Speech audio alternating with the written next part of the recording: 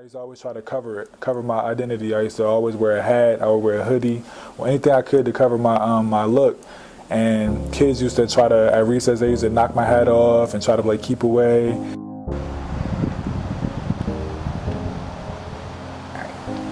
I live by this quote, "Nothing is impossible with God." Luke 1:37. So when I was 5 years old, I was diagnosed with something called alopecia. And for those of you that don't know what alopecia is, it's an autoimmune disease which basically causes hair loss, and not just on your scalp, but it can be all elsewhere on your body. It's non-life threatening, it's not contagious. It's basically like when your hair follicles, your body kills the cells instead of allowing them to grow because they think that they're harming you. So instead of allowing your hair to grow, they kill the cells, which prevents it from growing. At only 5 years old, it was tough for me to deal with. So when I went to school and stuff, I used to get bullied, I used to get picked on, laughed at, teased, whatever you want to call it. I pretty much went through, and it was really, really tough as a kid. It lowered my self-esteem. You know, I didn't want to do anything. I didn't want to talk to anyone. I didn't want to try to make friends or anything like that because I didn't know who was accepting me. So when I got into middle school, you know, I was dealing with the alopecia stuff still.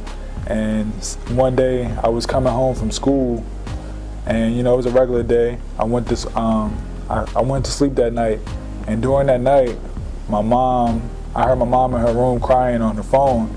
So when I went in the room to ask her what was wrong, she just kind of like broke down, and she ended up telling me that night that my dad was killed. He was robbed, shot, and killed right in front of his house. He was coming home from work. And that was a really big tough thing that I had to go through as well, dealing with that and alopecia. And I was only 11 years old when all this happened. And you know, losing somebody that you looked up to, your idol, your hero, someone you wanted to be just like, is really tough. So 6th grade was the toughest year of my life. And you know, I kind of just broke down. I folded. I was depressed, I was sad, I was lonely. I started failing like all my classes in school. You know, teachers wind up calling home, telling my mom that, hey, I'm not sure what's going on with Melvin. He might need some help or something like that. And you know, one thing that changed everything around with me was basketball.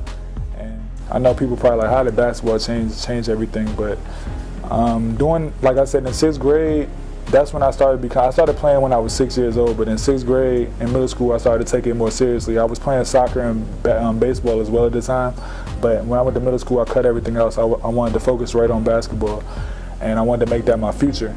So by me not having the grades, basketball got taken away from me. I got kicked off my middle school team. I was the only 6th grader to make the team out of all 6th, 7th, and 8th grade.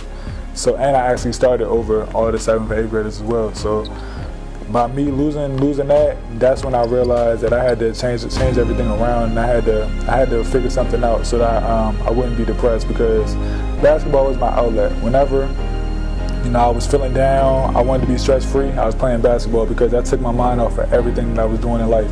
When I was playing, nothing else mattered, you know, that was my place of peace. So when I got that taken away from me, I knew I had to do something big to get that back. So, you know, every day from that day on, I made a promise to myself that I was going to make my best effort in everything I did, whether it was on the court, off the court, an overall person. I just wanted to be better each and every day, little by little. So I had to learn to accept myself and accept my look for who I am, because I knew nothing wasn't going to change about that. So, I mean, as time went on, I got a little bit stronger here and there. So everyone is just, you're going to go through obstacles in life. It's a part of life. It may not be losing a loved one, you may not be, you know, going through alopecia, but it may be something similar. Like, everyone's going to go through something. No matter what you go through, that doesn't have to determine your future. I'm Melvin Dolberry Jr. From Washington, D.C., professional athlete, motivational speaker.